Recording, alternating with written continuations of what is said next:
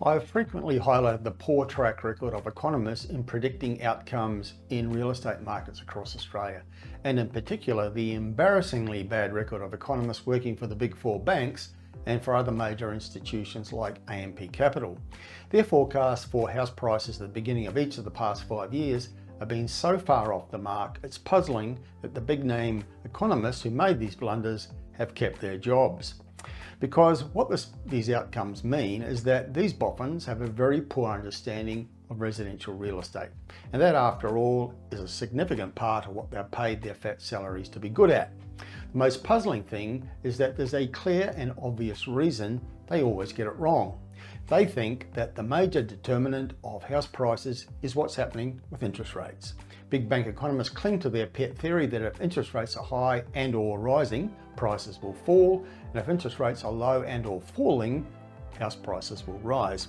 In the mindset of these overrated and overpaid bureaucrats, nothing else is in play. Not economic growth, not government stimulus, not population trends, not major infrastructure investment, not basic supply and demand factors, nor new and emerging trends like the exodus to affordable lifestyle or the rise of apartments. For them, it's just interest rates. Now, I know primary school kids with a more sophisticated understanding of real estate dynamics.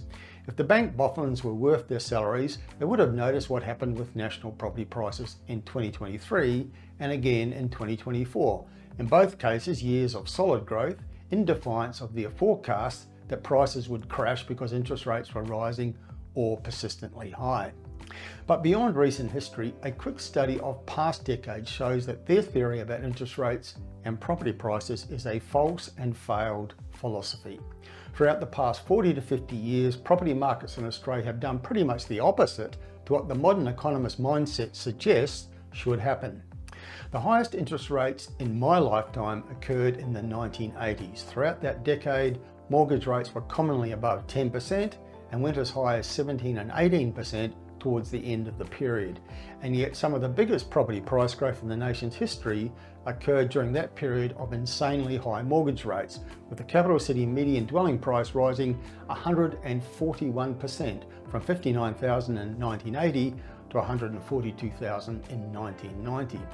The growth in the second half of that decade, when interest rates were at their highest, was 75%, with the median dwelling price lifting from $81,000 to $142,000.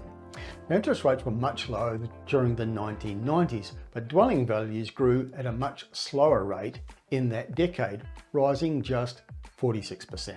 So to repeat, prices grew 141% in the 1980s with record high interest rates, up to 18%, but grew only 46% in the 1990s with interest rates much lower, down as low as 7%.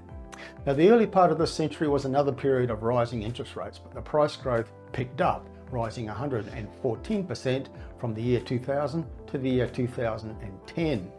Interest rates were considerably lower between 2010 and 2020, but the rate of price growth slowed significantly compared to the previous decade when mortgage rates were higher.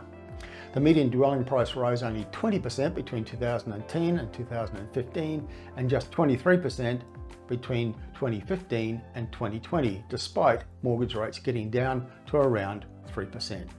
Since 2020, we've seen dwelling prices grow much faster, up 36% overall in 4 years, despite their recent period of high and rising interest rates.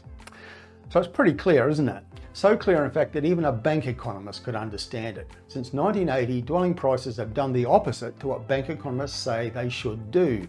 They've risen most strongly when mortgage rates have been high, and the price growth has been weakest when interest rates have been low. Now, there have been one or two exceptions and aberrations along the way, including in 2021 when we experienced high price growth at a time of low interest rates, but that was generated by a host of other major influences, including government stimulus measures.